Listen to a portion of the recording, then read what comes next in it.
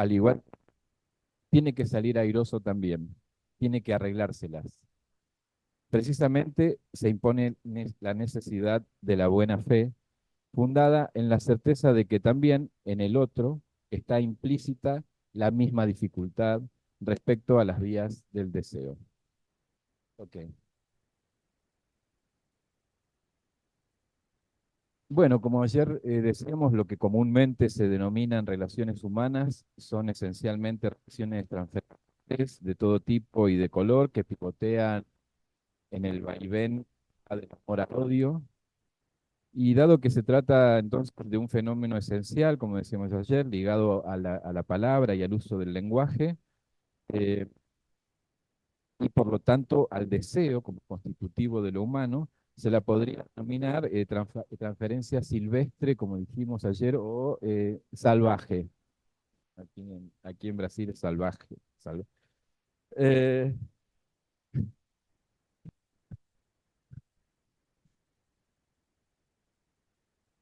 hola, hola, transferencias secas, digamos, ¿no? Transferencias secas. Y como digamos también el fenómeno este nos interesa a los analistas para servirnos de él, haciéndolo funcionar dentro del dispositivo analítico, justamente para ponerlo en marcha, ¿no? Eh, el sujeto se dirige a un otro para saber acerca de su deseo, motorizado por la peculiar relación del hablante con la palabra y el sentido que le vienen del otro con mayúsculas, ¿no?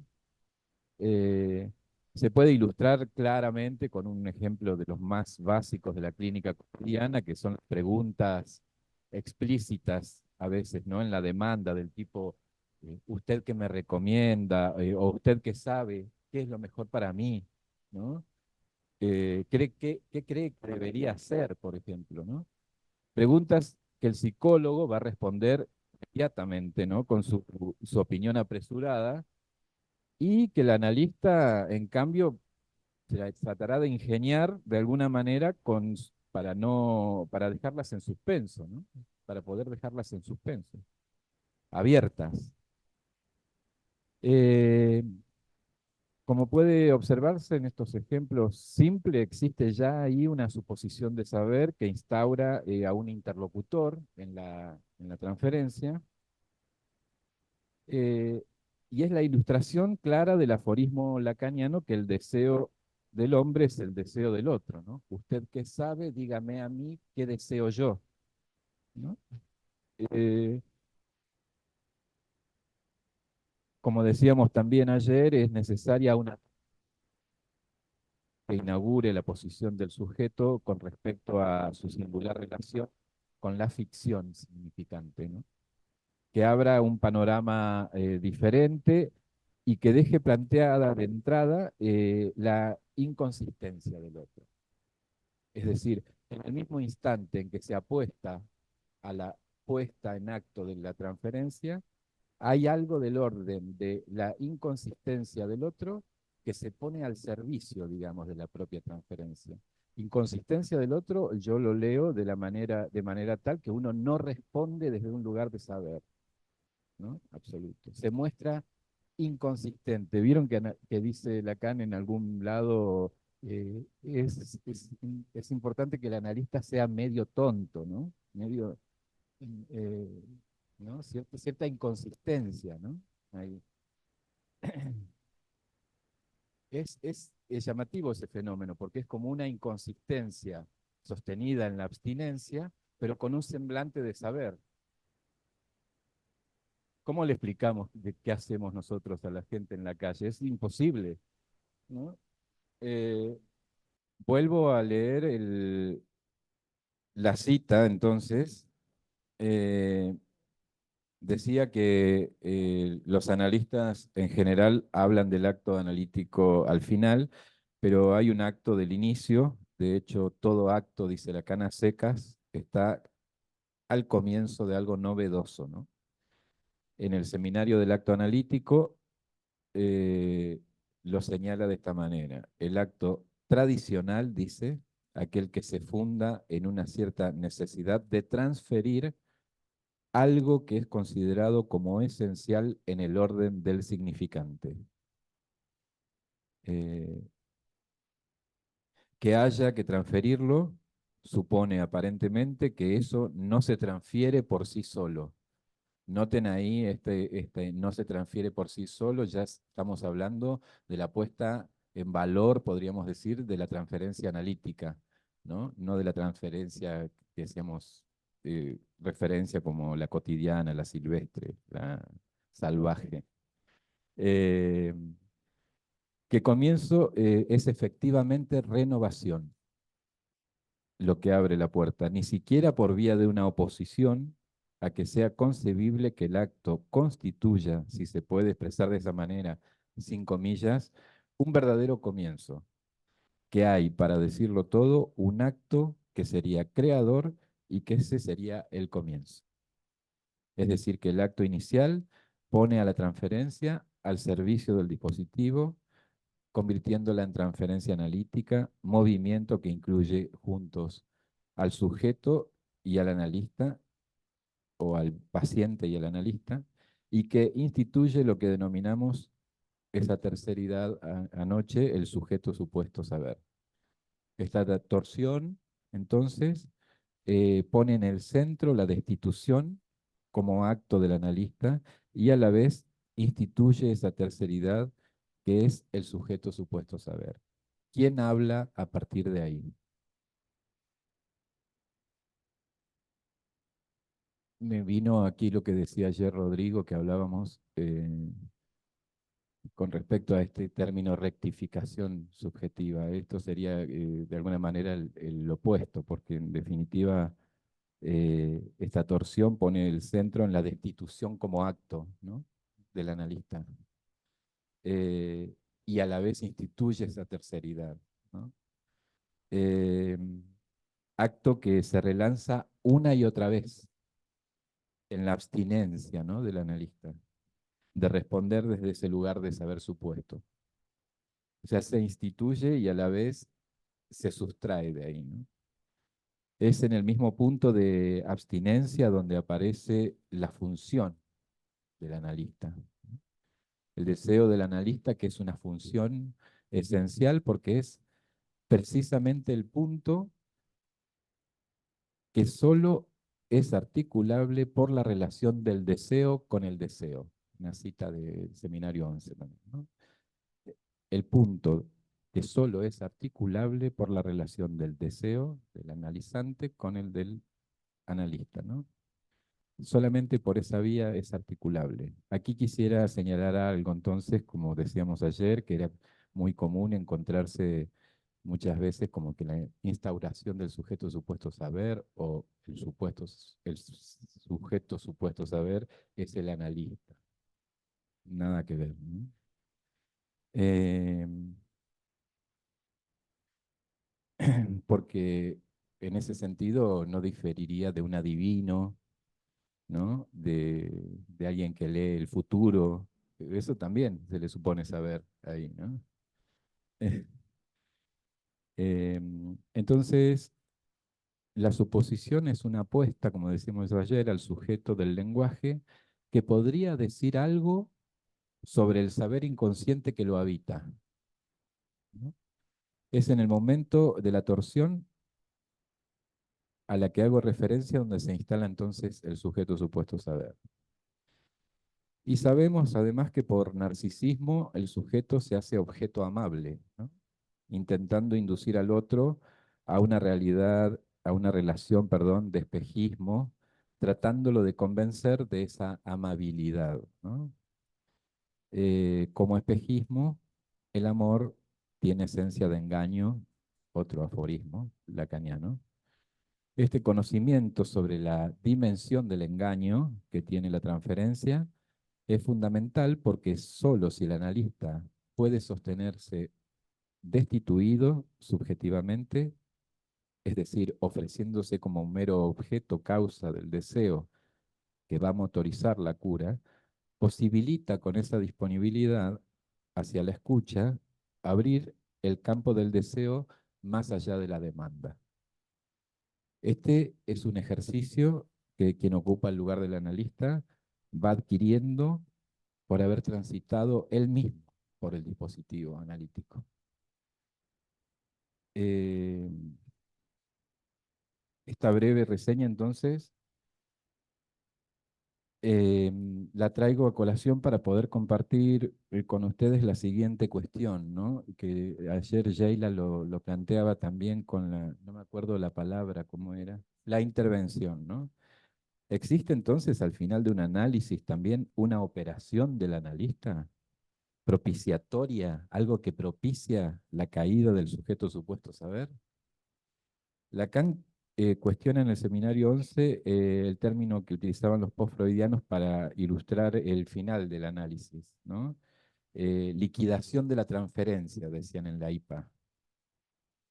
Y se pregunta si no sería más aceptable pensar en que lo que debe ser liquidado es el sujeto al que se supone saber, ¿no?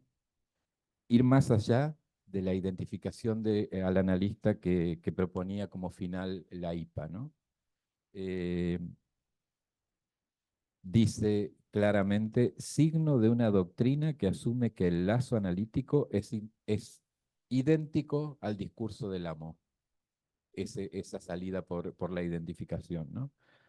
De la masa freudiana, una masa de dos, entre guía y guiado. Para Lacan, entonces, el eje central será el vínculo entre el deseo del analista y el deseo del paciente, es decir, que el punto de enlace del inicio y el punto de desenlace de la transferencia al final de un tratamiento son equiparables en su valor clave para la subsistencia del psicoanálisis como praxis. Experimentado tanto en mi época de analizante como en los tratamientos que conduzco, que al final de la cura, cuando la transferencia se considera agotada, aparece muchas veces bajo la forma de resistencias de abandonar o dejar caer lo ya instituido vía ese amor transferencial.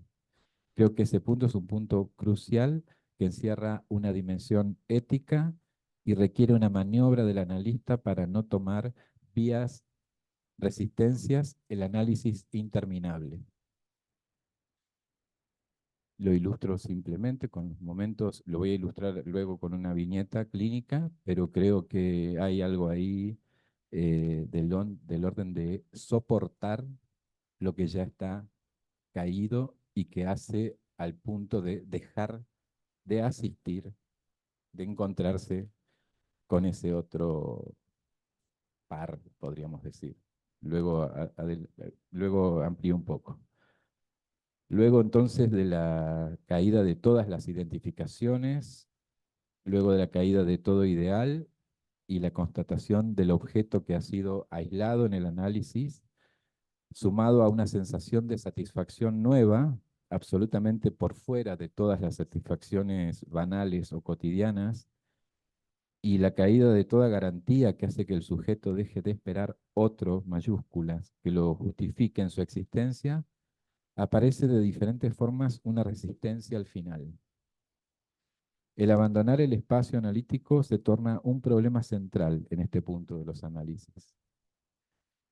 No ir nunca más, perder el espacio para siempre, genera una inquietud triste en el analizante, o en el en el analizado, podríamos decir, en el ya analizado, ¿no? Pero es necesario que el acto destituyente del final pueda ser acompañado hasta el umbral por el analista. ¿Umbral? Eh, sí, el umbral de la puerta. Mm. Umbral. Hasta el umbral por el analista, ¿no? La abstinencia del analista, o por lo menos la apuesta a la abstinencia del analista, se sostiene desde el principio al fin del análisis. Por eso en psicoanálisis no existe un alta, no hay quien la otorgue al final, porque el otro ha sido barrado, destituido, horadado en su verdad ficcionada. Durante el tratamiento fue perdiendo consistencia, hasta que finalmente dejó de ser efectivo, ¿no? Lo que sí hay, entonces, es un final del análisis, que nunca puede ser calculado por el analista, ¿no? Pero sí debe poder ubicar ciertas coordenadas cuando empieza a suceder, ¿no? Estas cuestiones solo las puede aprehender con una H intermedia en su propio análisis. Y es un punto fundamental en al menos dos dimensiones. La primera es la dimensión ética en juego, a la que hacía referencia ayer, y la segunda es la cuestión política en relación al psicoanálisis. Me voy a centrar ahora en la primera cuestión. Hay una dimensión ética en el hecho de propiciar, de dejar advenir el acto final del analizante en el dispositivo. Ética en tanto el analista se deja caer desde ese lugar que es ofrecido como perdido de antemano ya, desde la primera entrevista. Es una pasividad activa la del analista, porque sabe, vía su propio análisis, que es la ficción de la transferencia la que debe caer. Se ha servido de esa ficción a condición de sustraerse como sujeto de todo afecto, de toda demanda de amor. Ocupa el lugar del otro, pero no opera desde allí. No opera desde lo afectivo, o al menos lo menos posible, digamos, porque si no estamos hablando de un deseo puro, ¿no? Como que el analista es puro, no, no.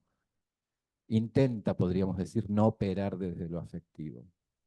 Intentar no operar desde lo afectivo es ya un acto, creo. Eh,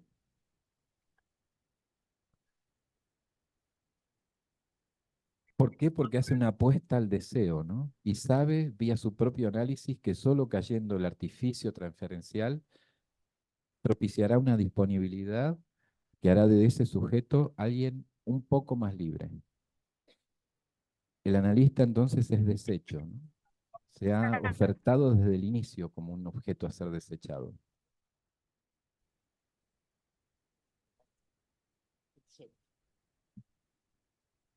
O analista é dejeto, se ofertou desde o início como um objeto a ser dejetado. Descartado.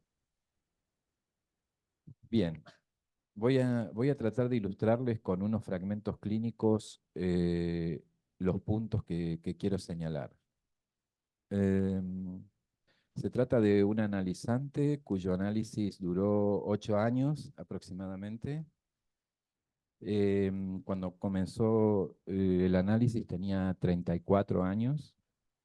Por supuesto que no voy a hacer acá, no voy a relatar el caso completo, solo señalo algunas coordenadas como para ilustrar esto que decía, para llegar al punto, ¿no? que me interesa, que es el del final de la cura. Es interesante porque además esta analizante no pertenece al campo psi, eh, o sea que solamente podría dar cuenta de lo que pasó hasta el final, más no sé qué pasó luego, ¿no? Pero por lo menos podría dar cuenta de lo que pasó hasta el final. Em, lo que la llevó a la consulta fue una crisis de angustia, producto de una sucesión de embarazos anembrionados. Embarazos anembrionados. Anembrionados, ¿saben qué es? Sin embrión. Sin embrión, sí.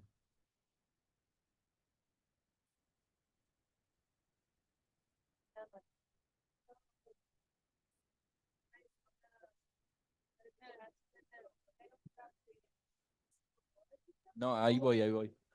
Ahí voy.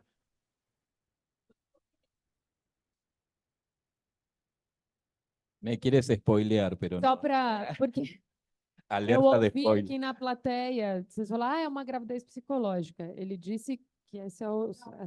Calma, ele vai falar disso. Tá? Então, a princípio, é uma gravidez sem embrião. Eh, Embarazos anembrionados, entonces, ¿no? Una sucesión de embarazos, de la, de la pérdida de embarazos anembrionados. Perdí 2 embarazos, estaba embarazada de nada.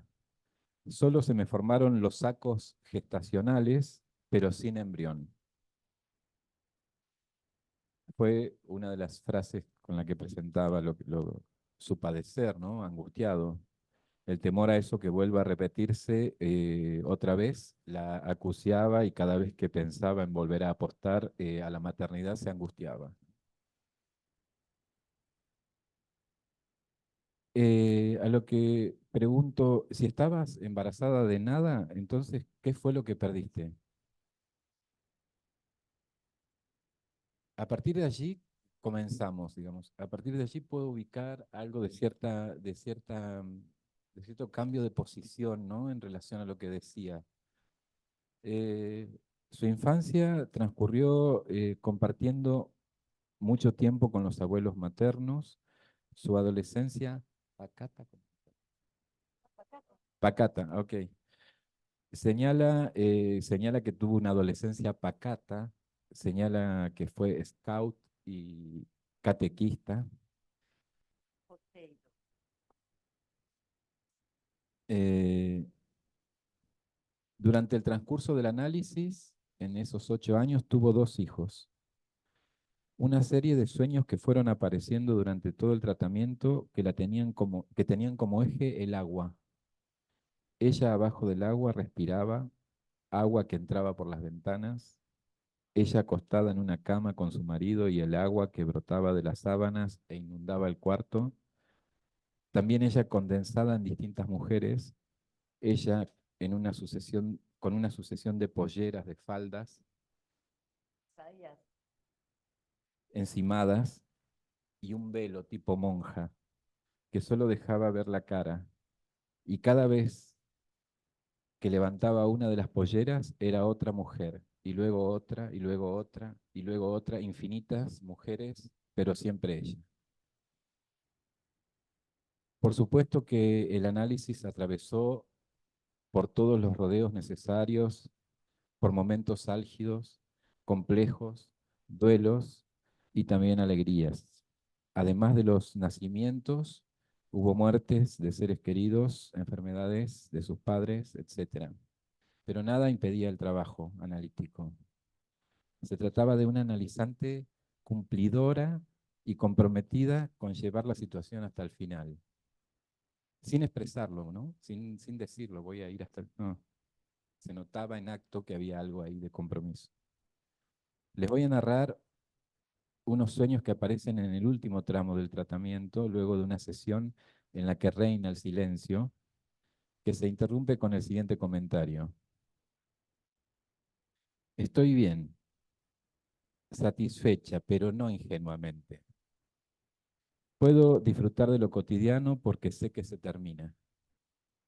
Sé muy bien sobre todas las limitaciones, he pasado por todas las sensaciones y me siento bien, plena. La verdad que no sé, no se me ocurre qué decir, no tengo más para decir. Va, sí, dice, podría estar hablando eternamente de mi papá, de mi mamá, de mis hermanos, de los niños, de mi marido, cosas cotidianas, anécdotas, pero yo no vengo a eso. Pero, ¿cómo se termina un análisis? Yo sé que esto ya está, pero no sé cómo cerrar. Y vos no me vas a decir.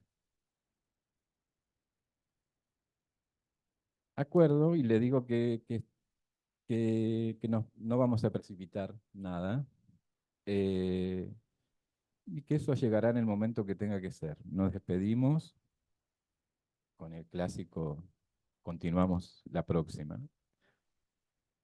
A partir de esa sesión comienza una serie de olvidos y confusiones en esta persona que era absolutamente cumplidora. Con respecto al horario de sesión, falta la sesión siguiente y la próxima vez que concurre dice, estos olvidos son muy extraños. Para mí es que me resisto a concluir.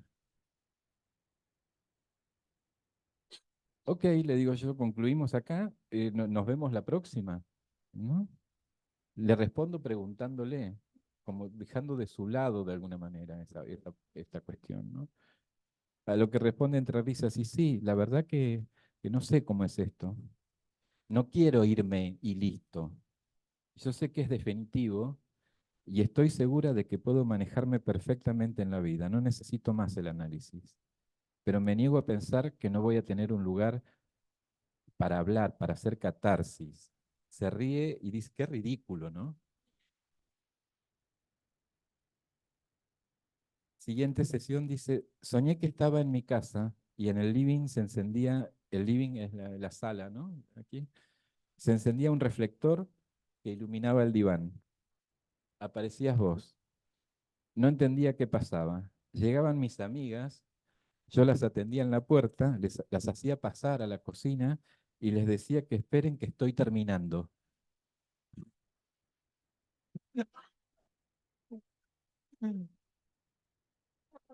Termino y tomamos unos mates, dice.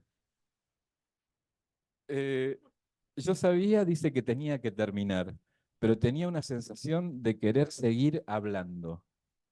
Por la ventana entraba mucha, pero mucha claridad. Estaba cómoda, pero incómoda con la situación. Teníamos que terminar esa sesión, ya era público. Luego del relato de ese sueño y de asociaciones que le causaban mucha risa, como nos reímos ahora aquí, porque hacían referencia al final, muy explícitamente, queda un rato en silencio y dice, yo sé que este espacio llega a su fin, pero siempre hay algo más para decir. La verdad es que no sé cómo dejar de venir. A lo que le respondo, dejar de venir, todo junto, ¿no? Fin de la sesión. Otra vez soñé con vos. Estabas en mi casa, se ve que iba seguido en los sueños. Yo haciendo las cosas de la casa, vos sentado en el living hablando por teléfono. Sabía que estabas ahí, pero yo podía seguir haciendo mis cosas, sin sentirme incómoda. En otra escena, yo estaba de nuevo con mis amigas. Lloraba, quería hablar, quería decir, tenía voz, pero ya no podía articular las palabras. Ya no sé si quería hablar o solo era llanto. Mis amigas me decían, tranquila, vos ya sabés. En ese llanto no decía nada. Los sueños le causaban sorpresa y risa por lo que referían explícitamente, ¿no? Todos tienen que ver con la cuestión del final, con el saber adquirido en el análisis, con la voz, es fonoaudióloga de profesión, con el vacío de sentido, con el analista que aparece en la escena doméstica, familiar, cotidiana. Termina de asociar, hace un silencio y dice, me entristece mucho no venir más. Bueno, basta, me voy. Se levanta del diván y yo la acompaño. Transcurren una serie de sesiones más muy cortas, silenciosas, silenciosas de todo silencio, ¿sí? Un silencio absolutamente distinto al silencio de la mitad de un tratamiento, por ejemplo, ¿no? Silencio. Hasta que eh, viene un día, se recuesta en el diván y me dice, me vine a despedir. Me hice un tatuaje. Me tatué una tortuga. Es un animal que me acompañó durante toda mi infancia. Mi abuelo me regaló la primera. Son enigmáticas, pasivas, no en el sentido de no hacer nada, sino con ese peso lento pero incansable, hermosas.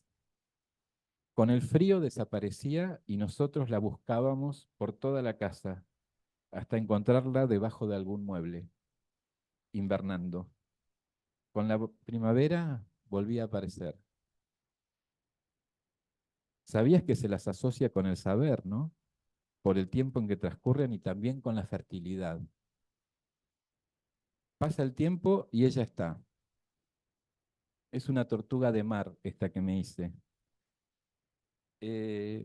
Porque yo soy del mar, del agua. Puerto Madryn, que es la ciudad nuestra, es mi lugar y quiero estar siempre al lado del agua. Es conmovedor para mí ver un dibujo, un signo en la piel que condensa mi existencia. El modelo lo tenía de la luna de miel con mi marido.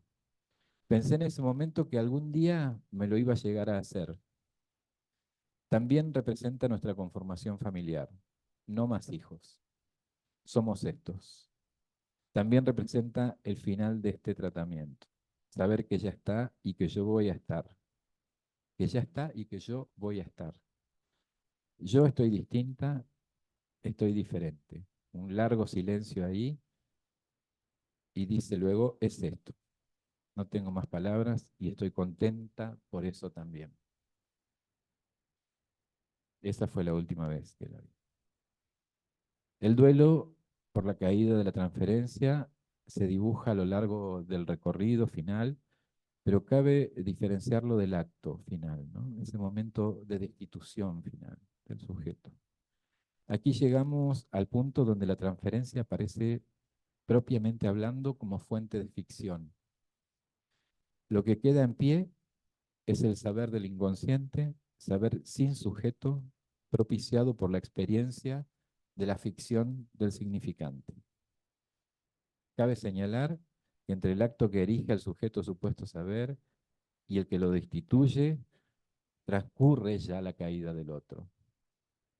Va transcurriendo, va sucediendo, a partir de lo que se va escribiendo en el análisis como nueva ficción.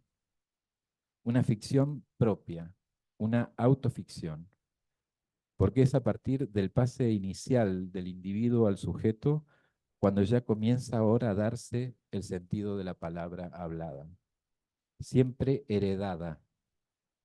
El analizante ya advierte que eso habla, la suposición de saber inconsciente está en marcha. El propio sujeto capta su estructura de ficción en la representación intersignificante.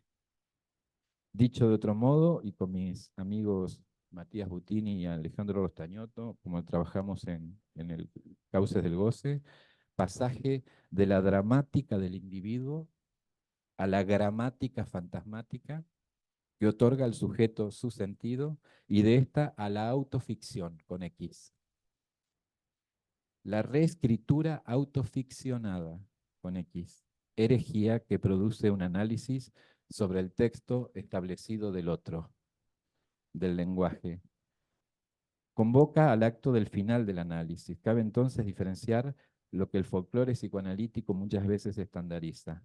El final no es solo dejar de ir al análisis porque se terminó la transferencia. Hay un pase más que agregarle o restarle. La destitución subjetiva del final que se puede formular de la siguiente manera. Eso sabe y prescinde de mí en tanto sujeto. Esta fórmula pone el acento en la ductilidad adquirida en el acto final para la destitución. Soy donde no pienso y donde pienso no soy. Punto clave para señalar la complejidad del lugar del analista, ese que es donde no piensa, en acto. Marca de un tatuaje devenido signo, firma que condensa, como bien lo expresa la exanalizante, su existencia. Dice Lacan en la observación sobre el informe de Daniel Lagache, en los escritos 2. ¿Qué es lo que se fija? El deseo, que por estar tomado en el proceso de la represión, se conserva en una permanencia que equivale a la indestructibilidad. Es este un punto sobre el cual he insistido hasta el final sin dar el brazo a torcer. En esto el deseo contrasta totalmente con la labilidad del afecto. El deseo que se abre pase por sobre la labilidad del afecto transferencial.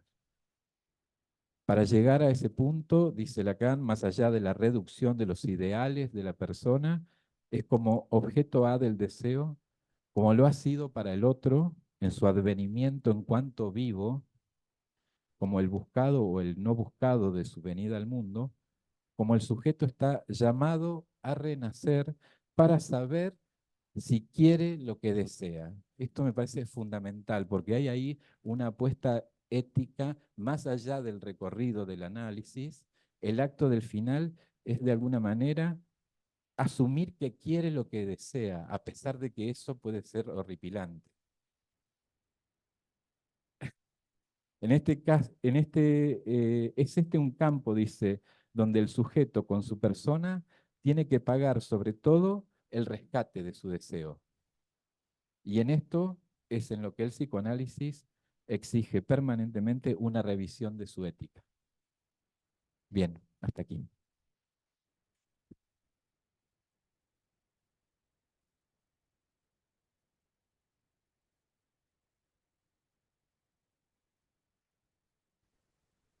Muito obrigada, Fernando. Eu vou passar direto a palavra para a Daniele Salfates, que vai trazer algumas questões a partir da sua fala. Ok?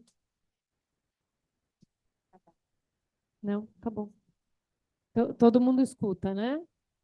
Aí no online? Não, vamos ver. Tá ótimo. Obrigada, Fernando. Bom dia a todo mundo. Obrigada por trazer esse texto tão clínico e tão vivo. Muito bom a gente poder abrir os trabalhos a partir disso, né? Te agradeço bastante, te agradeço essa ponte possível de ser feita entre o seminário 11 e o seminário 15. Né? Fiquei com um pouco a impressão de que no seminário 11, para falar da transferência, tem algo que se anuncia e que no 15 a gente consegue... consegue nada, né? A gente tenta pescar mais alguma coisa. E desde ontem, eu fiquei muito com a ideia do ato incalculável, como você tinha dito ontem e disse hoje, né? E uma pergunta, não é bem uma pergunta, mas uma coisa que às vezes me vem na cabeça muito é que muitas vezes os analistas falam do ato do analista no sentido da ação. Não, isso aqui da ação. Isso é um ato. Aqui eu fiz um ato. E não é desse ato que se trata. Porque o ato, ele está entre os dois. Você não consegue discernir, talvez só ao final, de quem é o ato, né? No momento em que o analista, o analisante, já não é mais analisante, ele é analista também, né? E ali o ato do analista, nesse que dá o último passo, como você deixou tão claro na sua vinheta clínica. Então, acho que, se você puder falar um pouco mais disso, para mim, isso é de imensa importância para a formação do analista, porque, ao menos, eu escuto muito do analista dizendo: eu fiz um ato, isto é um ato. Como é que o analista pode dizer do ato e não o analisante, ou na dupla, né?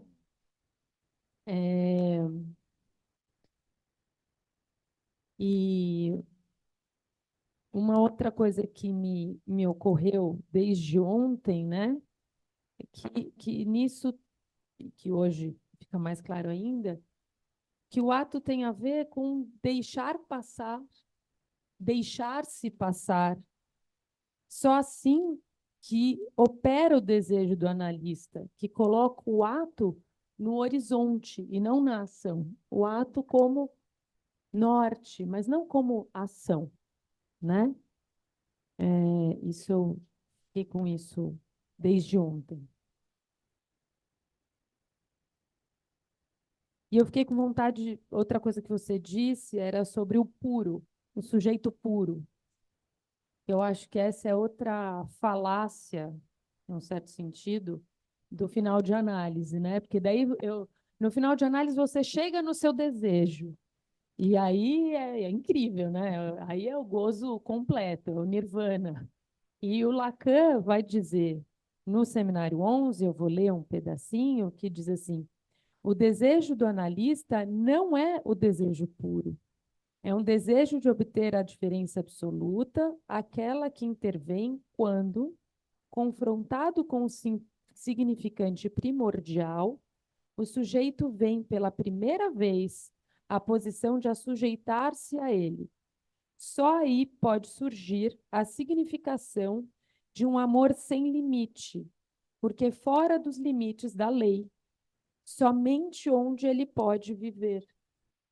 E acho que eu ligo hoje esse parágrafo com o que você disse da ficção no final de análise, né? Que não é uma ficção no sentido da ficção com X de estar tão fixa que o sujeito não consegue sair, mas uma ficção que traz liberdade, um pouco do que eu entendi que você falou. Eu acho que esses seriam os meus comentários.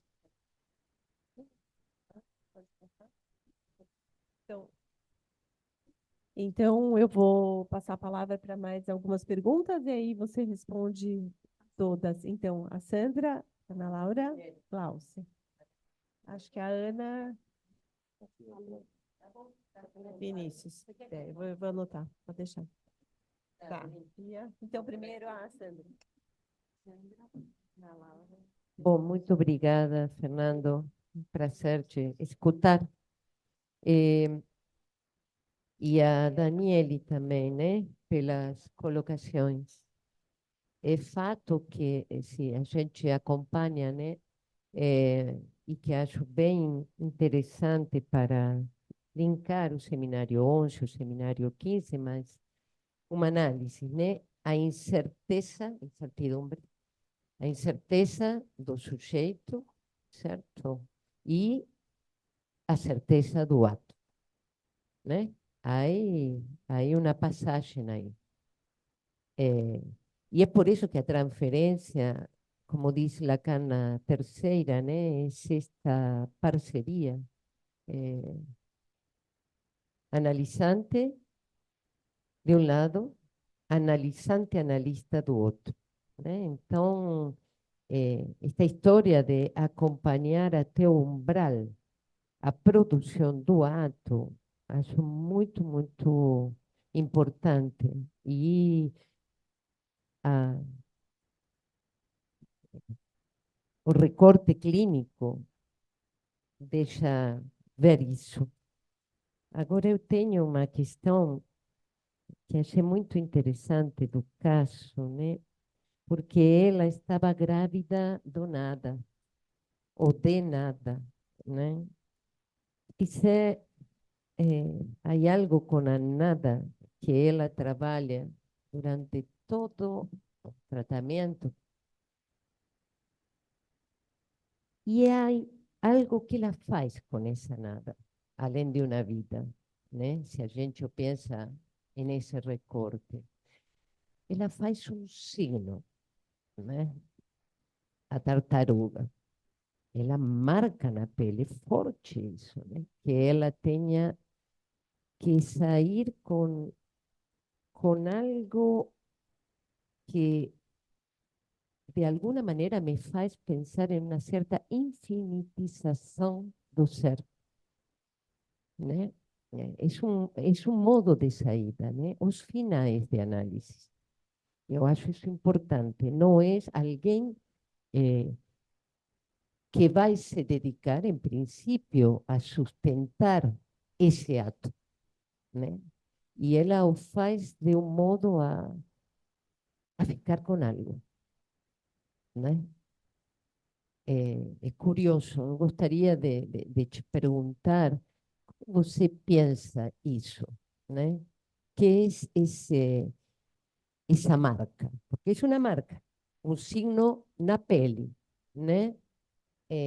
Mas uma marca de quê? O que você escutou nesse final que não seja a tartaruga, tortuga, né?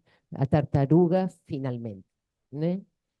muito interessante esse final, né? Ela precisou dessa marca para ir embora. Por favor, os microfones fechados online. Isso.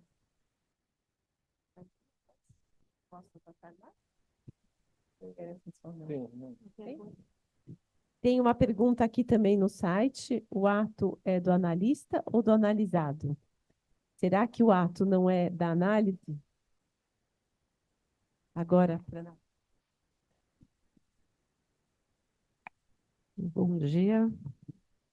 Obrigada a vocês que organizaram essa jornada. Obrigada, Fernando, pela presença.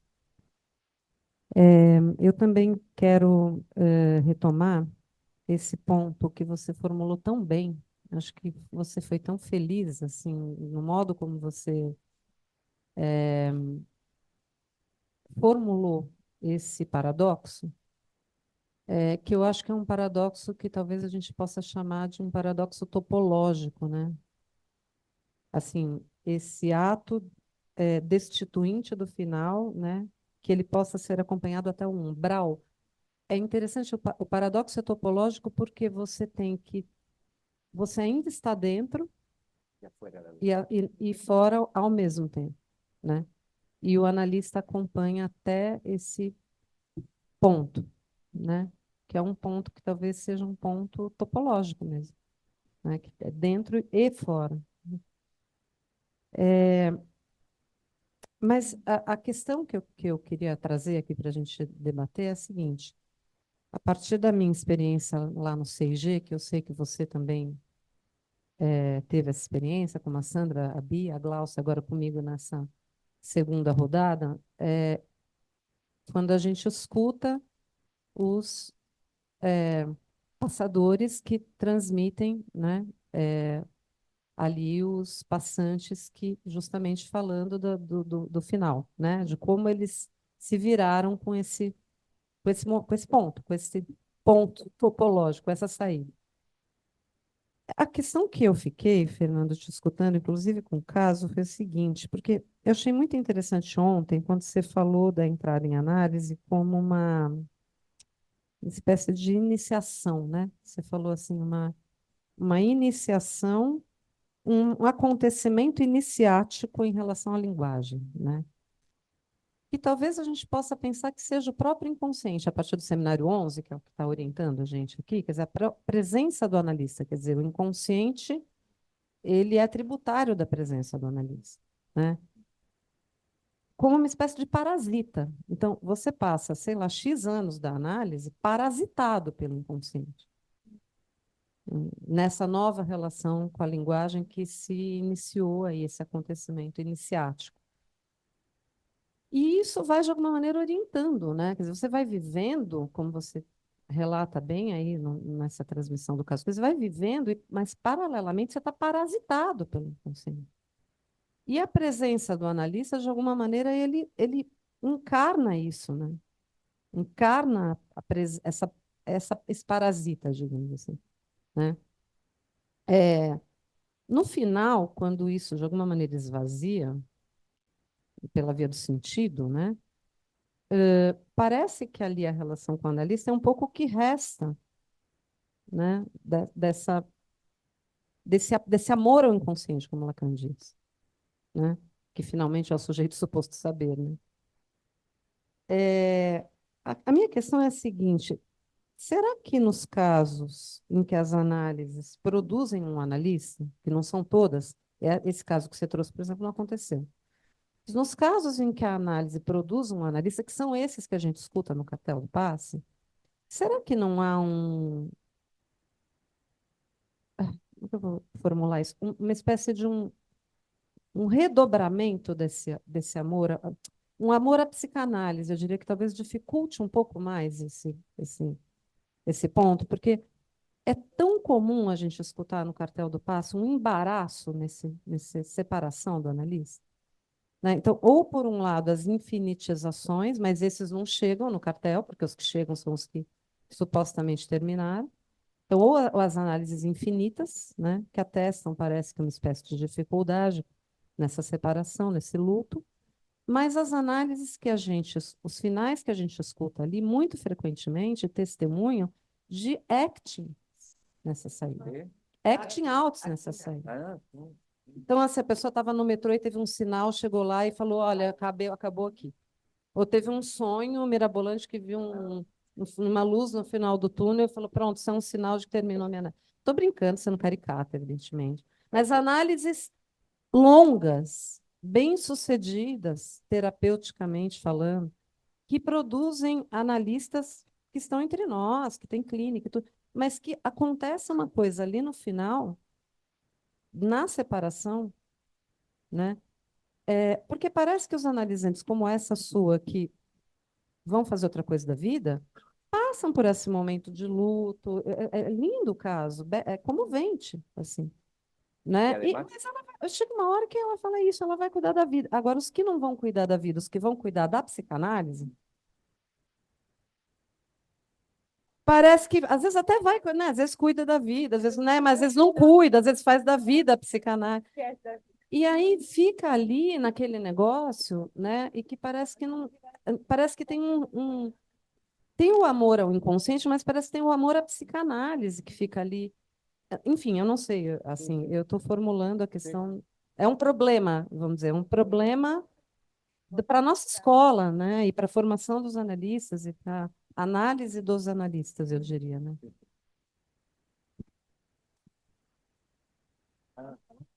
Pode, você. E E aí paramos. Gláucia, você fala e ele vai retomar a Tá. palavra e aí a gente continua, tá? Obrigado, Fernando. Eu fiquei pensando como foi interessante quando você traz que o sujeito suposto saber não é o analista, né? E Lacan fala lá na fórmula do sujeito suposto saber que é um S qualquer.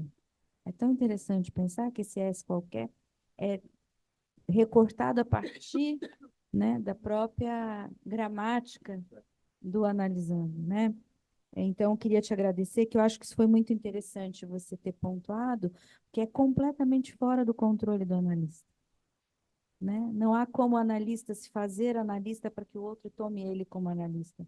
Vai ser aquilo, o mais tolo que vai capturar. Então, isso é um primeiro agradecimento que eu queria te fazer, que me ajudou a pensar aqui. Você anunciou que você ia falar, tinha 2 pontos, né? A primeira dimensão, a ética, deixar cair, deixar vir, né? E teria uma segunda dimensão política. E você falou, eu vou falar da ética. Então, eu fiquei aqui me perguntando, vai um pouco na linha de que a Ana fala, se essa dimensão política é quando as análises se dirigem à formação de um analista, né? Porque tem aqueles que estão em análise, para além da questão da gramática, essa escritura, uma pergunta pelo desejo do analista, né? Uma coisa que o nosso CG tem discutido, que é o que é o fim, né? Que tem uma notícia clara de um fim terapêutico, houve uma análise, e o que é o fim, né? Que vai dizer do desejo do analista, né? Então, se você pudesse dar uma palhinha, eu sei que você teria que ter mais 2 horas para falar, mas se você pudesse falar um pouco disso, no sentido de que o que você está chamando de dimensão política é uma análise em que o sujeito está se dirigindo, né, à questão do analista, né, de ser analista. ¿Este? Sí. Hola, hola. Hola, este, ¿no? Sí. Ok. Bueno. Bueno, muchas gracias por las preguntas, los aportes. Eh, Daniel, ¿había alguna pregunta? Era un comentario, ¿no? Era un comentario. Ok. Ajá. Desecho puro. No, yo digo desecho puro, ¿no?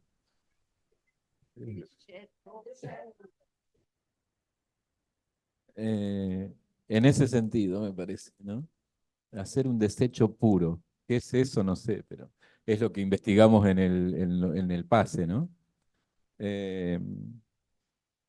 Con respecto al caso, Sandra, y la marca del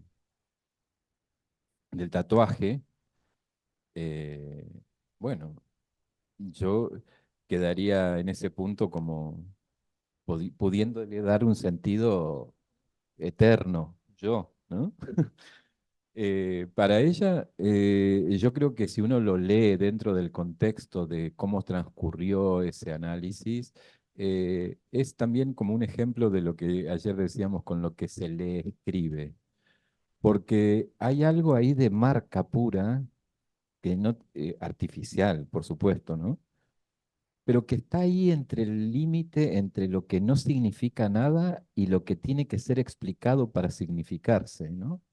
En el cuerpo. Eh, en este caso, insisto, como insistías vos también, ¿no? En este caso, no, no necesariamente es, no es un universal, claramente, ¿no? En este caso. Una marca que tal vez cuando alguien le pregunta, ¿y esto qué significa? ¿No? Nada. Nada, nada y a la vez algo, ¿no? Este mismo punto que decía Ana con la cuestión topológica, ¿qué significa? Hay nada y algo a la vez, ¿no? O se le escapó la tortuga, no sé. Eh, pero algo de esto, ¿no? Eh, con respecto a lo que decía Ana, sí, yo creo que hay, a la tarde voy a hablar de eso en relación al pensamiento único, al psicoanálisis frente al pensamiento único. Yo creo que hay algo del orden de lo inevitable en nuestra comunidad, como en cualquier comunidad, que es la instalación de la doxa. La doxa genera sentido y todos estamos dentro del sentido. Y cuando el pasador no está en ese momento de pase, digamos, por lo menos esta ha sido mi experiencia, no sé, eh, cuando no está en ese momento, va por la vía del sentido. Yo he escuchado pases donde eh, pareciera la introducción, el nudo y el desenlace, ¿no? Y el final feliz, ¿no? Alguien que vio la luz, un iluminado, ¿no?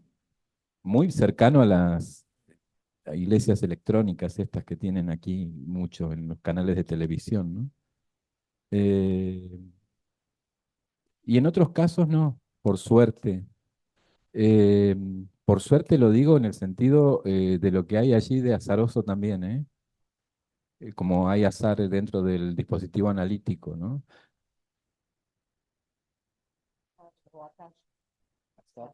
Ok.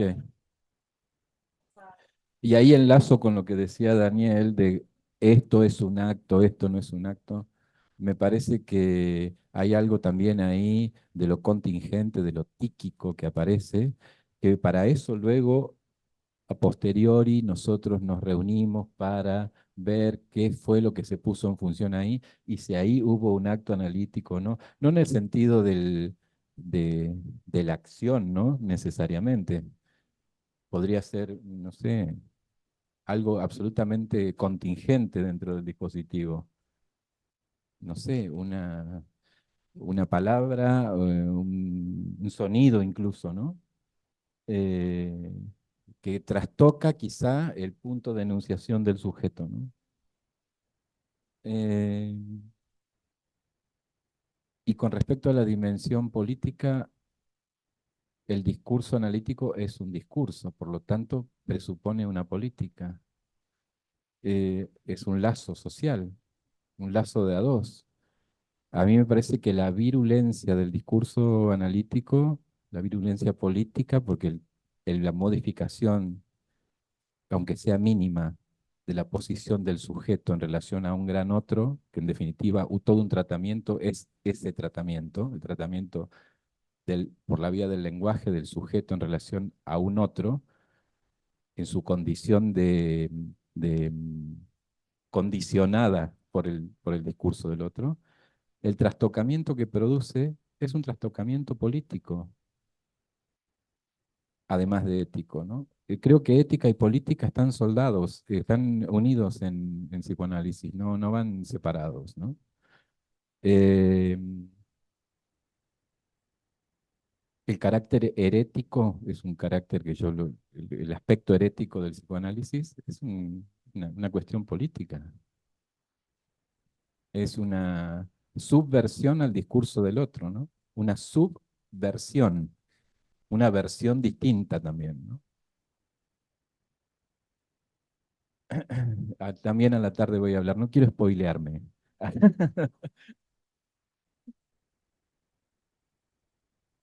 Pia,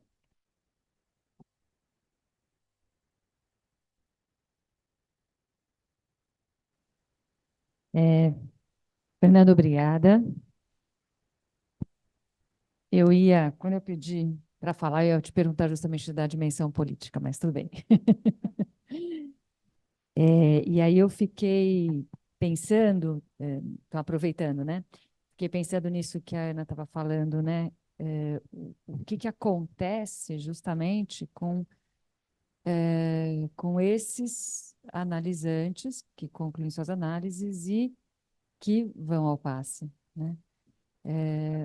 Ao passe, sim, porque justo estava, quando você fala, né, Ana, sobre o amor à psicanálise, quer dizer, que a gente pode entender essa transferência à psicanálise, né, que é como eu posso dizer, uma via de mão dupla, né, porque, ao mesmo tempo, isso eu acho que atrapalha, né, exato, o término das análises, né, o quanto isso se, né, prolonga por causa disso, né. Então, é uma discussão, uma coisa para pensar, né? Mas, ao mesmo tempo, só também me parece que procuram o dispositivo do passe aqueles que têm essa relação com a psicanálise, né? Justo, porque, senão para quê, né? Se o passe não é para você se autorizar, não é para você atestar o fim da sua análise, porque se for para isso, não foi a fim da análise, né? Então, quer dizer, então, há essa transferência, né? Mas que, ao mesmo tempo, ela pode, me parece, atrapalhar, né? Enfim. Então, essa é uma questão que eu fiquei, né? A partir do que a Ana estava colocando. E eu achei interessante também no caso que você trouxe, Fernando, quando ela fala do sonho, não é? Se eu não me engano, e ela é fono, né? Fonoaudióloga, né? Você falou.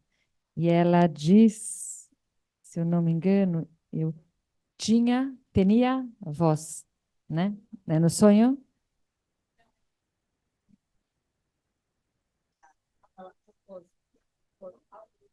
Ah, é você que fala? Ah, Você estava na sala. Tinha você ali. sim. Por isso que eu achei bonito. Tinha voz, você e voz, né? Por isso que eu achei bem interessante. E é isso que eu queria comentar, depois a gente continua.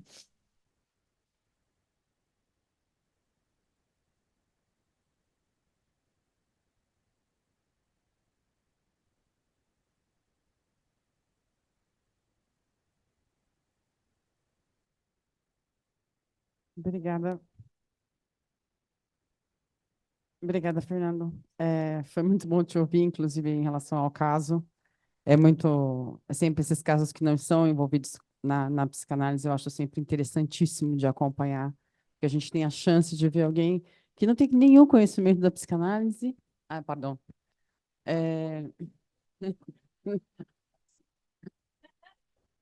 Desculpa, né? Quando a gente tem a chance de acompanhar essas pessoas que não são envolvidas com a psicanálise, que têm uma noção muito básica, né? E acompanhá-las mesmo até um fim, que não é um fim terapêutico, porque ela te fala coisas muito diferentes de um fim terapêutico, né? É sempre eu sempre penso assim que é meio quase um presente assim, né? Que a pessoa insista, que ela seja determinada, né? Como você disse no início, né? Que ela pegou aquilo como um trabalho a ser feito, um trabalho analítico, né? E não raro, apesar a gente pode ver essas pessoas. Pronto, tá normal. Funcionar ali, acolá, ocupando um pouco o lugar de analista nos seus laços. Eu acho também isso interessante pelo simples fato de poder escutar um pouco, né? Um pouco. E me veio essa questão que eu acho que a gente, você falou, mas outras pessoas também, que é justamente do umbral, né? O outro melhor. Que é, porque esse espaço analítico, ele tem várias formas no decorrer de uma análise. E o que é esse espaço no fim? Não é o mesmo do início. O que é esse espaço no fim que é tão difícil de deixar? O que é esse espaço? É que eu não falo patagônico e eu caipira, então não compreende. O que é esse espaço do fim que é tão difícil de deixar? Que não é o mesmo do início, não é? Sim. E que só pode ser feito pelo analisante, a gente acompanha ali, tenta não atrapalhar, né? Tenta não fazer obstáculo. Né? De qualquer forma, há fins mais ou menos angustiantes nesse momento, mais ou menos divertidos. Né? Mas eu tenho uma ideia de que esse espaço é difícil de deixar, em função de que lá fora o mundo é cão. Os discursos fora daquele espaço, nós não vamos encontrar não só o espaço de escuta, mas um espaço onde você pode dizer, não importa o quê, que você vai ser ouvido, que você vai ser escutado.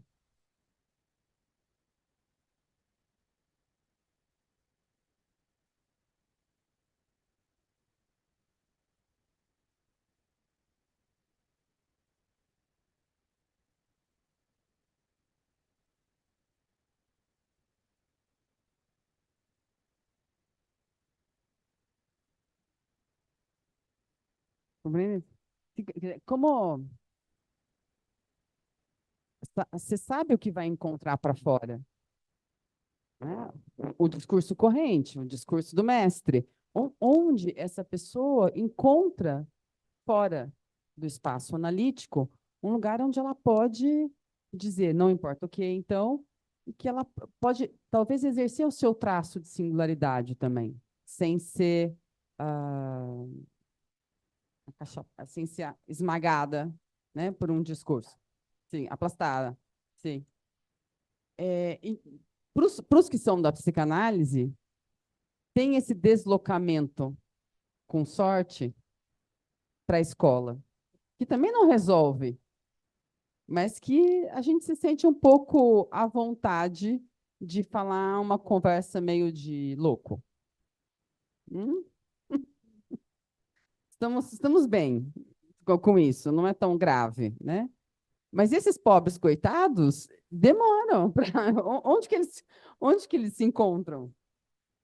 Sim? Quer dizer, assim, a nossa sorte, de alguma maneira, em que pese ser complicado, é que a gente tem esse espaço na escola, né, no passe, com os colegas, que se poder, algumas bolhas, verdadeiramente algumas bolhas. Então, acho que este passo dificulta a saída. Encontrar um outro espaço onde esse discurso analítico também é possível é difícil. É isso, obrigada. Não sei se você concorda comigo ou se você tem uma ideia. Como a gente... Obrigada. Continuamos, Fernando? Quer responder? Tem mais? Tem. Eu também, eu estou inscrita. Tem eu, o Vinícius, o Léo, a Sheila e a Tati, e a gente encerra, tá? Tem uma no chat que eu vou ler para você, que é mais fácil. Contesta. Se você preferir, pode ser. Bem que Hola. a minha tem a ver um ¿Estamos pouco. de tiempo? ¿Cómo estamos? 12h30. 12h30. 12h20. Temos 20 minutos. 20 minutos. 20 minutos. Ok. Então, eu peço só que as próximas questões sejam curtas, por favor. Eh, Luciana, no- tengo una amiga en el foro de Patagonia, colega nuestro, que dice, muchas veces lo que el análisis destituye, la escuela lo entra por la ventana, ¿no? Eh, y según lo que decíamos con Ana, Laura recién y Beatriz también, Glaucia, eh, hay algo de esto. Yo creo que yo, por supuesto, no tengo contacto con la gente que se ha analizado conmigo. Sí tengo contacto con gente que se analiza, civiles, podríamos decir. Eh, y creo que hay un punto muy importante en lo que decís con respecto a la terapéutica. Para mí no hay final por la línea terapéutica, claramente. La línea terapéutica infinitiza la cuestión. ¿Por qué? Porque hay algo del orden del fin del análisis en el sentido, eh, el aspecto analítico, digamos, no los efectos analíticos, no los efectos terapéuticos, que hacen, a mí me parece, eh,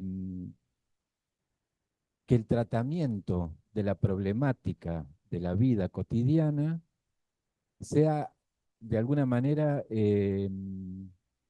tratado por el propio sujeto de una manera diferente.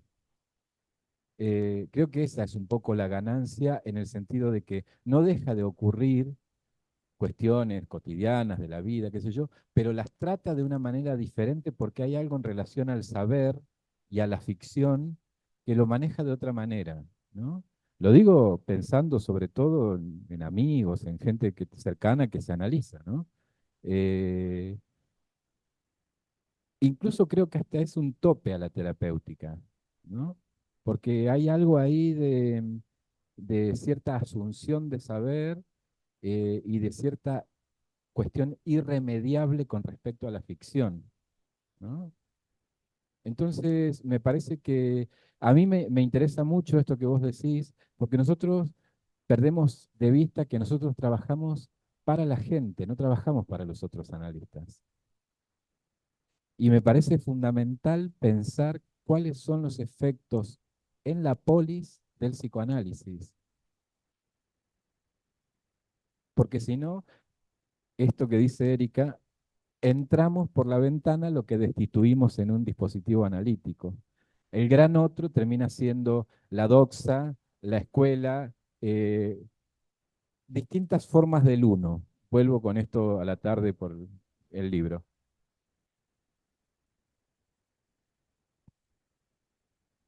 Graças. Eu me inscrevi, então eu vou fazer a pergunta. Estou na lista. Eu vou ser bem rápida, teria um monte de coisa para falar. Te agradeço por esse caso clínico e pela sua posição em relação à posição do analista. Achei muito interessante como você vai colocando os passos, né, Fernando? E fiquei até pensando, né, a partir da questão também da Sandra, dessa história da marca da tartaruga para paciente, né, que é como ela pode dizer da marca, que é esdrúxula. Hã? Que é esdrúxula, como você fala, né? Um sem sentido, sem sentido. Fiquei pensando, teria uma marca do analista para sustentar esse lugar do dejeto também? Há marcas, né? Há uma identificação de marca no corpo também.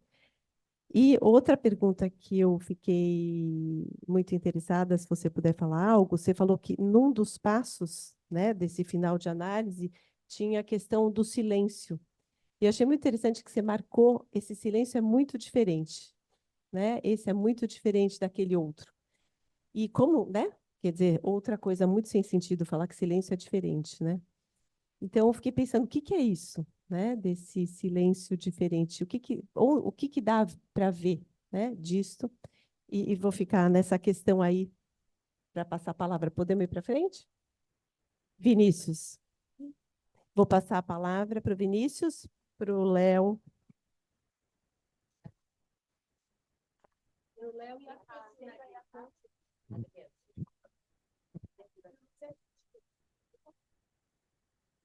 Olá, Fernando. Tudo bem?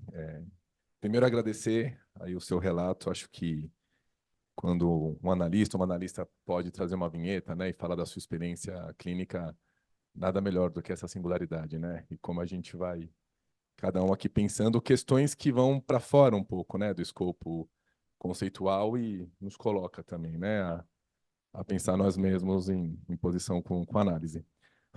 Agora, desde ontem, eu estou achando interessante a forma como você está trazendo a transferência, despacito, não? Desde ontem, estou pensando como você tem trazido a transferência. Às vezes, essa questão do tempo, né? A gente tenta aproveitar o tempo falando rápido, né? A questão da transferência, porque se fala muito assim, né? Passar da demanda para o desejo, fazer da queixa uma questão. Mas você tem me ajudado a pensar que tem algo numa transferência anterior à analítica, né? Que é a transferência com a linguagem, que é um pouco essa transferência que se chama de relacional, e que não é assim também o idioma, né? Poder, por exemplo, em espanhol, equivocar voz com voz, né? Isso a gente faria aqui num português mais antigo, né? Mas então, devenir também pode ser um devir para a gente, né? Ou cansei de vir, né? Devir, né? Também tem. E tem o mate também, né? Que é uma figura muito aí caricata, né? Na Argentina e não sei, dependendo da transferência, de onde estamos, pode virar algo de uma finitude, mas isso sempre tem a ver com o analista, né? Com a transferência que está lá.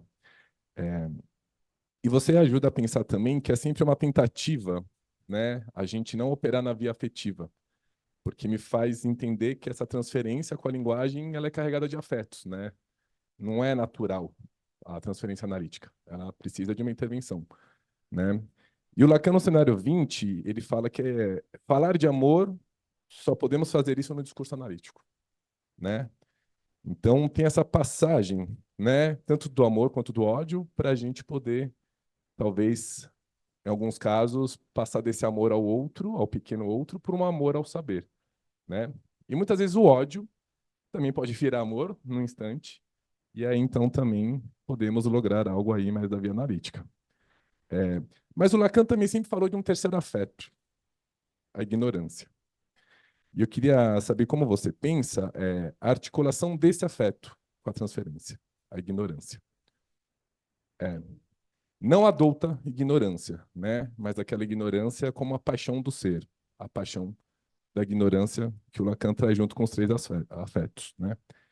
E se aí, então, só para concluir, a gente pudesse, então, se tem algo, né, no ensino do Lacan que nos ajudaria a dividir um pouco, de um lado, o amor e o ódio, e até mesmo o amor-ódio, né, que ele condensa em algum momento, e de outro, a ignorância. Se a gente pode pensar uma certa divisão desses afetos, que no começo, né, no seminário 1, Lacan traz como os três, até tentando articular simbólico e imaginário num, imaginário e real em outro, né, tenta fazer articulação.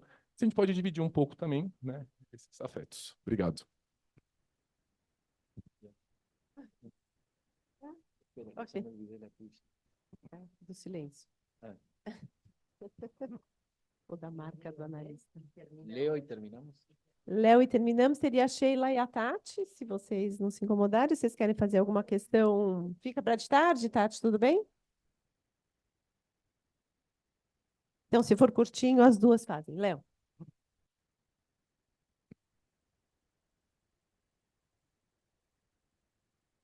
Já estou avisado. Eu queria recuperar uma distinção que você fez ontem na sua fala entre fazer semblante de objeto e fazer semblante de analista. E se nessa distinção, e acho que a formalização que você trouxe deixa muito claro isso, como o analista faz muito pouco, né? Faz muito pouco, né? Nesse espaço e tempo que é a transferência.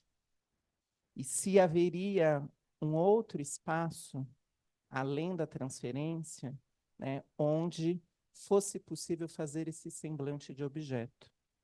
Porque se quando nós entramos nesse semblante de analista, o que a gente encontra é exatamente esse, como a Daniele bem colocou, eu fiz, né? Essa emergência dos analistas publicamente e que descambam para um possível casamento com o neoliberalismo, né?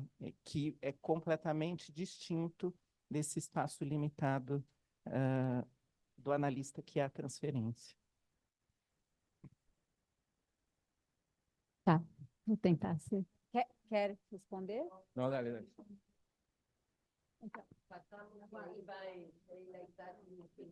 Ok, respondo aquí sucintamente lo que pueda. Con respecto al final y al silencio del final, nuestro amigo común vía Nicolás Vendrian de París, que fue AE un tiempo, el tiempo que indica nuestros estatutos, él nos comentaba que el último el último tramo de su análisis iba a escuchar su silencio. Y la diferencia creo que existe ahí es fundamental, ¿no? Entre el silencio que incomoda quizá durante el transcurso del tratamiento y todo lo demás, y el silencio que es muy distinto, ¿no? del final, donde hay algo que está agotado y que no tiene que ver con callar o hablar, ¿no? Es un silencio diferente. Y cuando Nicolás nos comentaba esto, a mí me sirvió mucho para pensar ese momento, porque yo creo que uno escucha ese silencio también de manera distinta. No es el silencio incómodo de las sesiones, no es lo que se calla para no decir, no, es otro silencio, ¿no? Un silencio diferente, no sé, no lo quiero adjetivar porque rápidamente si no se estandariza y no, un silencio diferente, me parece que pasa por ahí. ¿Cómo? ¿Otra? Ah, claro, sí, sí, sí, sí, sí. Estábamos, ¿ahora quién más? Sí. El de Vinicius es un programa para un seminario, más o menos, la relación entre la ignorancia y la cuestión en la pasión por el no querer saber nada, digamos, ¿no? Bueno, viste que Lacan dice en realidad el trabajo del analista va justamente a contrapelo por esa pasión por la ignorancia, porque en definitiva el neurótico no quiere saber nada. Nadie quiere saber nada, digamos, ¿no? Ustedes nadan en la felicidad, dice, ¿no? La felicidad del sentido.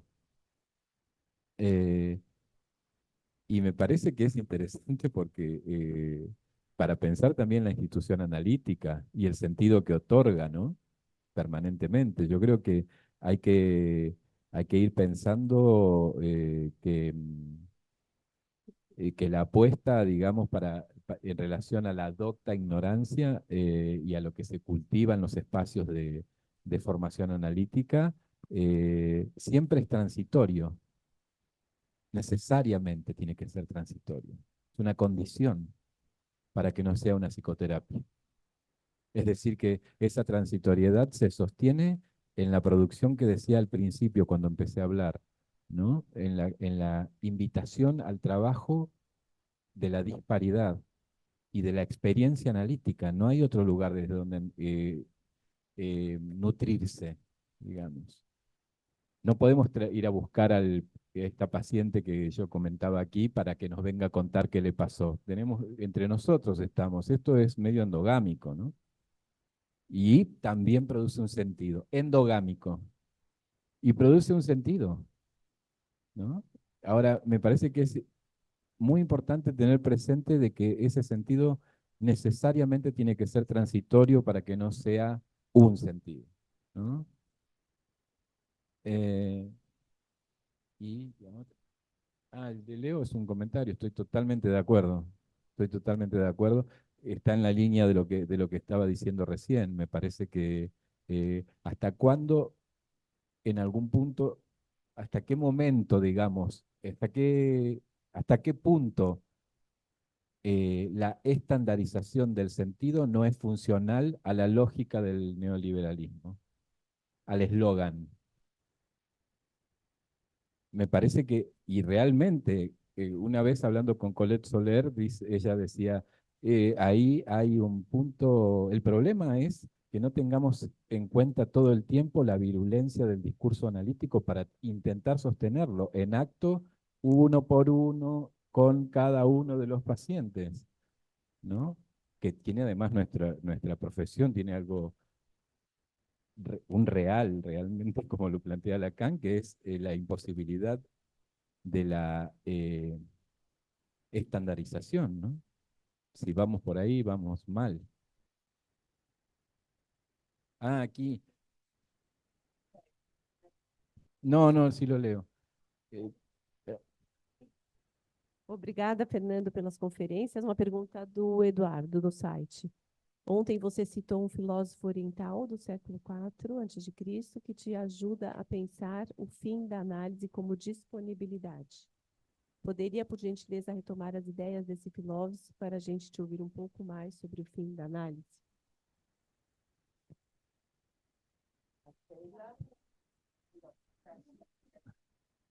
Sí. Aqui. Oi, Fernando. Obrigada.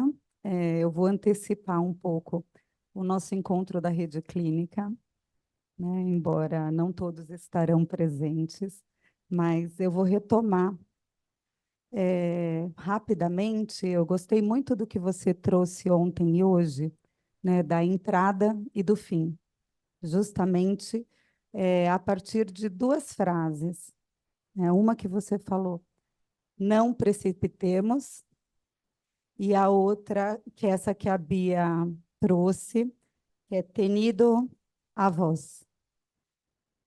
Foi isso que você disse, né? Tenia a voz. E o que eu queria marcar aí, Fernando, para essa conversa, é justamente esse lugar que as várias voltas de um processo analítico, as voltas e as reviravoltas necessárias, em que a pontuação vai mudando, né? Então, não, vírgula, precipitar, ou não precipitar, ou não precipitar. Então, há esses momentos da própria análise em que isso já está anunciado ali, como você trouxe. E o que eu achei muito, assim, belíssimo, por isso que eu disse que era um comentário também, é quando você fala tenido, tenia a voz. Vocês sabem que o meu espanhol é maravilhoso, né? Tenia a voz. E aí está anunciado que tinha tido você, do ter tido você, né? Tem a voz, mas tem isso que é passado. E aí do deixar cair também, na hora que é possível ouvir. Então, na mesma frase, tem essa bifidia, esse duplo lugar, e que depende também de como o analista vai escutar essa precipitação. Tá? É isso. Sí, sí. De acuerdo con ese comentario. Gracias. No puedo, un minuto nada más, porque el silencio, o silencio do analisante não é o silêncio do analista, certo? Por exemplo, eu acho que o silêncio do analista se produz nas sessões ultra curtas. Isso queria.